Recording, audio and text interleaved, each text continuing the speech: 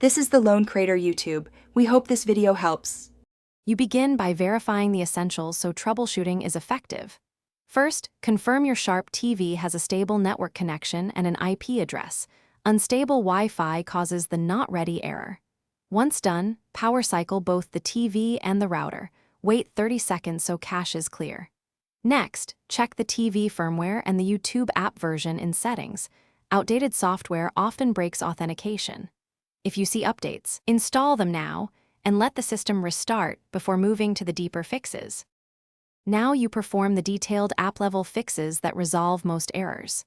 First, go to Apps, pick YouTube, and clear cache and app data to remove corrupted tokens and temporary files.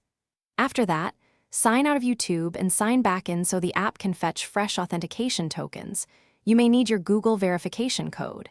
If clearing data and re-authenticating don't help, uninstall or remove YouTube from the TV and reinstall it to reset its internal state and dependencies.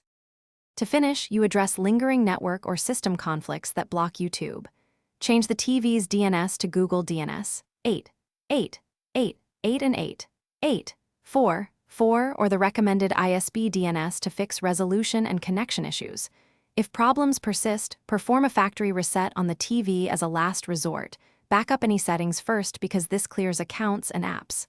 Finally, test YouTube on a phone or laptop if it works elsewhere. The problem is the TV. If it fails on all devices, contact your ISP or Google support. Thanks for watching. Consider subscribing if we helped you.